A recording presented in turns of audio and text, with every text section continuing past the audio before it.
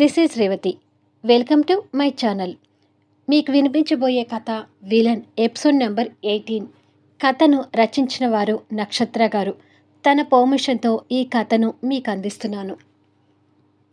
ఇక కథలోకి వెళ్దాము. తెల్లవారుజామున 5 అవుతుండగా యశ్వంత్ సంజన హృదయంలో తలదూర్చి తన నడుము చుట్టూ చేవేసి ఒక కాలు కూడా తన మీదుగా వేసి ఫైనల్గా తనని సగం ఆక్రమించుకొని గట్టిగా కౌగిలించుకొని పడుకున్నాడు. అతను పడుకున్న తీరు చూసి సంజన విస్తుపోయి నిదానంగా అతని కౌగిలి నుంచి దూరమయ్యి లేద్దామనుకుంటే నిద్రలో ఉన్న యశ్వంత్ తన్ని ఇంకా గట్టిగా హక్ చేసుకున్నాడు. అయ్యో, ఏంటి ఈ మనిషి నన్ను అస్సలు వదిలిపెట్టడం లేదు అని తిట్టుకొని, యశ్వంత్ నేను లేవాలి అని అంది. కానీ నిద్రలో ఉన్న యశ్వంత్ తన మాటను వినిపించుకోవడం లేదు. యశ్వంత్ అంటూ అతను చెంప పట్టుకొని నిద్ర లేపుతుంది. యశ్వంత్ నిద్ర కళ్ళతోనే తనను చూసి ఏంటి సంజు అన్నాడు ఆవలిస్తూ. నేనివాళ ఆఫీస్కి వెళ్ళాలి యశ్వంత్, అందుకోసం త్వరగా లేవాలి అని అంది. నేను పడుకునే అంతసేపు నువ్వు కూడా పడుకో అంటూ కాస్త దూరం జరిగిన తనని మళ్ళీ దగ్గరికి లాక్కొని తన హృదయంలో తలదూర్చి ఇంకా గట్టిగా హక్ చేసుకున్నాడు. యశ్వంత్ ఫీలింగ్స్ని అసలు అర్థం చేసుకోలేని సంజన చిరాకు పడుతూ, అబ్బా ఇతను నిద్రపోతే పోవచ్చు కదా, నన్నెందుకు ఇబ్బంది పెట్టడం అని తిట్టుకొని, నిన్న కూడా నేను ఆఫీస్కి వెళ్ళలేదు, ప్లీజ్ నన్ను వదిలితే నేను వెళ్ళి రెడీ అవ్వాలి అని అంది. ఆఫీస్ లేదు, ఏం లేదు, నోరు మూసుకొని పడుకో అని కసిరించి తనని ఇంకాస్త చుట్టుకున్నాడు. సంజు అతనికి దూరం జరగటానికి ప్రయత్నిస్తూ, అలా అనుకు యశ్వంత్, నేను నా ఉద్యోగం ఏ డిస్టర్బెన్స్ లేకుండా చేసుకోవాలి, ప్లీజ్ నన్ను వదిలేయి అని అంది. ఈసారి యశ్వంత్ కళ్ళు పూర్తిగా తెరిచి తన మొహంలోకి చూస్తున్నాడు. ప్లీజ్ యశ్వంత్ నన్ను వదిలేయి, నేను వెళ్తాను అని రిక్వెస్ట్ చేసింది అతన్ని చూస్తూ. యశ్వంత్ తన చెంప మీద చేపెట్టి తన మొహంలోకి తెలియకుండానే ఆరాధనగా చూస్తున్నాడు. ఆ ఫీలింగ్స్ ఏమీ పట్టని సంజన ఏంటి ఇలా చూస్తున్నాడు అని మనసులో అనుకుంది. తనని కొద్దిసేపు అలా ఆప్యాయంగా చూసి ఆల్రెడీ తన నడుము మీద ఉన్న చేయితో తనని ఇంకాస్త దగ్గరికి లాక్కొని ఆరాధనగా తన అదరాలు అందుకొని కిస్ చేస్తున్నాడు.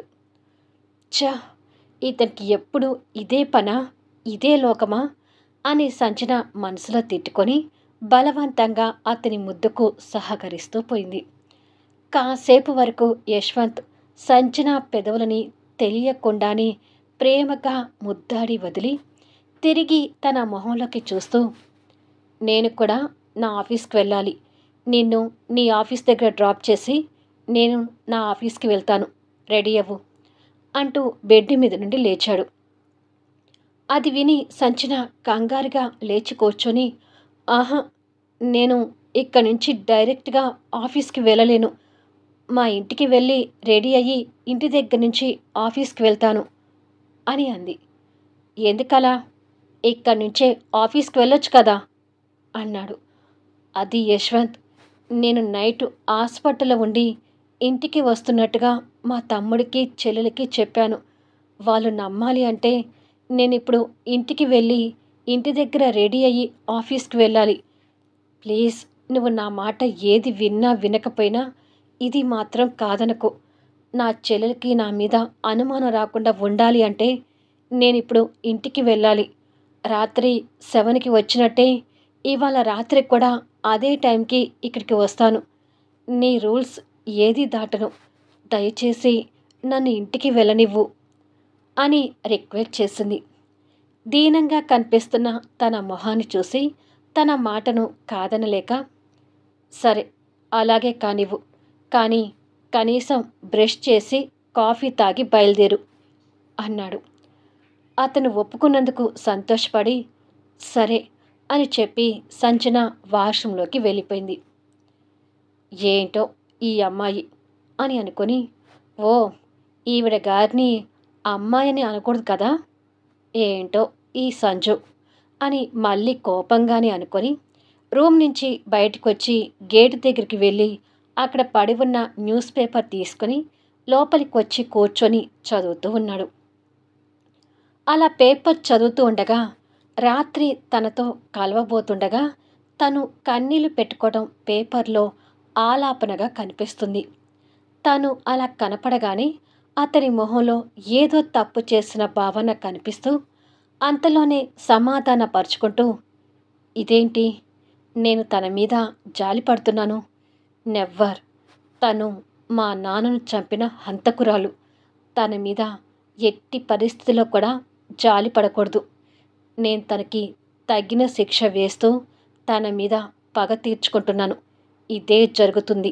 ఇదే జరగాలి అని మనసులో అనుకుంటూ ఉండగా, కాఫీ యశ్వంత్ అంటూ సంచన కాఫీ ట్రేని ముందుకు తెచ్చింది. కాఫీ కప్పు వైపు చూసి తన వైపు చూసేసరికి నిన్న ఇంటి దగ్గర నుంచి కట్టుకొని వచ్చిన శారీతో సంచన కనిపిస్తూ ఉంటుంది. తనని మిడిల్ క్లాస్ అమ్మాయిలాగా చూడగానే కోపం తెచ్చుకుంటూ, మళ్ళీ ఏమైంది, ఆ చీఫ్ క్వాలిటీ చీర కట్టావు అని అడిగాడు. అది యశ్వంత్, నేనిప్పుడు ఇంటికి వెళ్తున్నాను కదా. ఖరీదైన చీరలో మా చెల్లి తమ్ముడు ముందు ఎలా కనపడను? కాస్త అర్థం చేసుకో. నైట్ ఇంటికి రాగానే నీకు తగ్గట్టుగా రెడీ అవుతాను. ఇప్పుడు మాత్రం ఆ ఖరీదైన శారీస్ ధరించలేను. ప్లీజ్ అని అంది. ఛ, ఏడు అంటూ చిరాకు పడుతూ కాఫీ అందుకున్నాడు. సంజన అతని చిరాకును చూసి చిరాకు పడుతున్నా ఒప్పుకున్నాళ్లే అని అనుకొని ఆరాటంగా కాఫీ తాగుతూ నిలబడి ఉంది. కూర్చొని నిదానంగా తాగొచ్చు, అంత తొందరేమి లేదు అన్నాడు తన వైపు కోపంగా చూస్తూ. సరే అన్నట్టుగా తల ఊపి అతనికి ఎదురుగా కూర్చొని తాగుతూ ఉంది. ఇంటికి వెళ్ళడం అంటే ఎంత ఆరాటంతో వెళ్తుందో, మళ్ళీ ఇక్కడికి రావాలంటే మాత్రం తనకి నిప్పుల మీద కుంపటిలా అనిపిస్తుంది అని మనసులో తిట్టుకుంటూ తనతో ఈ కాస్త ఎడబాటు కూడా తట్టుకోలేక అలా తిట్టుకుంటూనే తన వైపు చూస్తూ కాఫీ తాగుతున్నాడు. యశ్వంత్ కంటే ముందే సంచన కాఫీ తాగి, ఇక నేను బయలుదేరుతాను యశ్వంత్ అని అంది. తాను లేవగానే యశ్వంత్ కొంచెం కాఫీ ఉండగానే కప్పు పక్కకు పెట్టి, ఆగు, నేను వచ్చి డ్రాప్ చేస్తాను అంటూ లేచాడు. ఆ కాసేపైనా తనతో ఉండొచ్చు అని. నువ్వెందుకు యశ్వంత్, నువ్వు డ్రాప్ చేయటం బాగోదని చెప్పాను కదా అని అంది కంగారు పడుతూ. నేను మీ ఇంటికి దగ్గరలో డ్రాప్ చేస్తానులే, అక్కడి నుంచి నడిచి వెళ్దు గాని పద అని చెప్పి కార్ కీస్ తీసుకుని ముందుకు కదిలాడు. కర్మరా బాబు అని సంచన తిట్టుకుంటూ యశ్వంత్ వెనక బయలుదేరింది.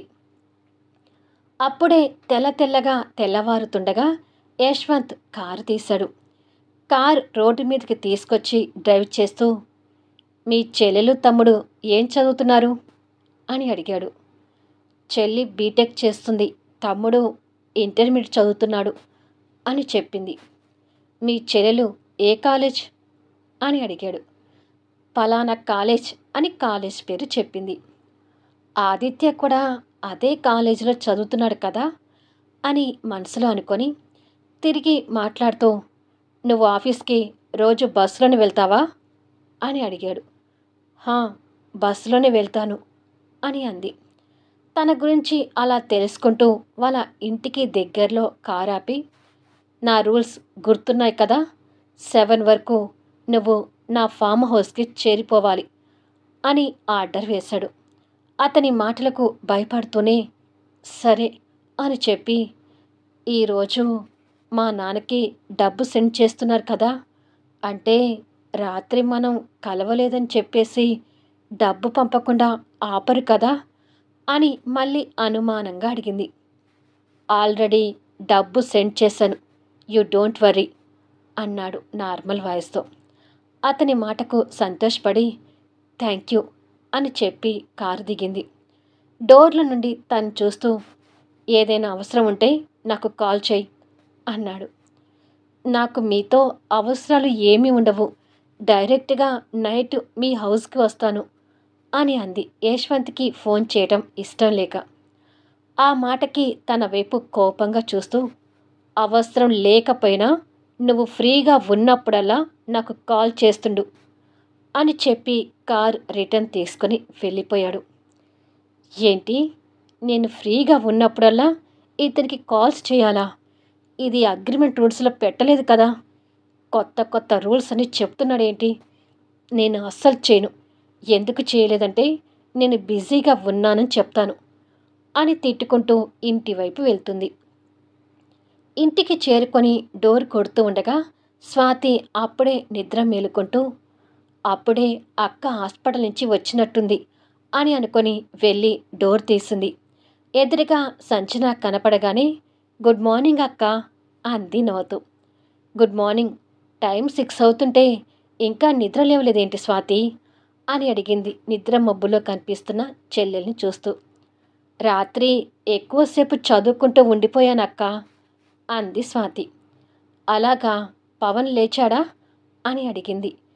ఇంకా లేవలేదక్క అంది స్వాతి. వెళ్ళి తమ్ముని కూడా లేపు. ఈలోపు బ్రేక్ఫాస్ట్ చేసి మీకు లంచ్ బాక్స్ రెడీ చేస్తాను అని చెప్పి కిచెన్లోకి వెళ్ళబోతుండగా, నువ్వు హాస్పిటల్లో నిద్రపోయి ఉంటావో లేదో అక్క, ఈ వంట పని నేను చేస్తానులే, నువ్వు వెళ్ళి రెస్ట్ తీసుకో అంది స్వాతి. చెల్లెలు అలా అనగానే రాత్రంతా యశ్వంత్ని హక్ చేసుకొని అతని కౌగిల్లో ఆదమర్చి నిద్రపోవడం సంజనకి గుర్తొచ్చి మనసు చివుక్కుమంటుంది. ఇంటి పనంతా నేను చూసుకుంటానక్క, నువ్వు వెళ్ళి కాసేపు పడుకో అంది స్వాతి. అదేమీ లేదు స్వాతి, నేను రాత్రి బాగానే నిద్రపోయాను. నువ్వు వెళ్ళి తమ్ముణ్ణి లేపు, నేను కిచెన్లోకి వెళ్తాను అని చెప్పి సంజన కిచెన్లోకి వెళ్ళిపోయింది. ఫ్రిడ్జ్లో నుంచి కూరగాయలు తీసి కట్ చేస్తూ, నీకు హాస్పిటల్ పేరు చెప్పి రాత్రంతా ఓ పరాయి వ్యక్తి కౌగిట్లో పడుకొని వచ్చాను స్వాతి. నా జీవితం ఇంత దారుణంగా తయారైద్ది అని కలలో కూడా అనుకోలేదు అని కన్నీళ్లు పెట్టుకుంటూనే వంట చేస్తుంటుంది. యశ్వంత్ ఫామ్ హౌస్కి చేరుకొని సంజన లేని ఆ హౌస్లో మళ్ళీ బోరుగా ఫీల్ అవుతూ, సంజు లేకపోతే ఎందుకు నాకు ఇలా అనిపిస్తుంది? మొదటి నుంచి ఒంటరిగానే ఉన్నాను కదా. సంజుతో కలయిక జరిగిన తర్వాత నాకు ఏమైంది అసలు? ఎందుకు ఆ అమ్మాయికి నేను అంతగా కనెక్ట్ అయిపోయాను అని అనుకొని, ఛ, నేనసలు సంజు మీద ఎలాంటి ఫీలింగ్స్ పెట్టుకోకూడదు.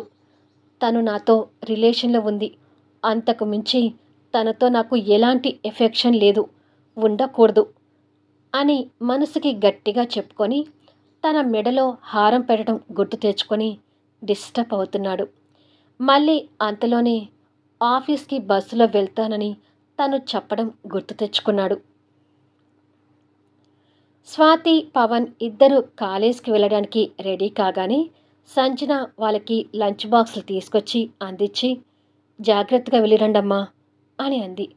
అలాగే అక్క అని చెప్పి స్వాతి, పవన్ వెళ్ళిపోయారు. వాళ్ళు వెళ్ళిపోగానే సంజన కూడా ఆఫీస్కి రెడీ అవుతుంది. కొద్దిసేపటికి ఆఫీస్కి రెడీ అయి కాస్త దూరంలో ఉన్న బస్ స్టాప్కి వచ్చి బస్ కోసం వెయిట్ చేస్తూ, ఇప్పటికే అలసిపోయినట్టుగా ఉన్నాను, ఇప్పుడు కిక్కిరిసిన బస్ ఎక్కి ఆఫీస్ వరకు తంటాలు పడుతూ వెళ్ళాలి అని అనుకుంటుంది.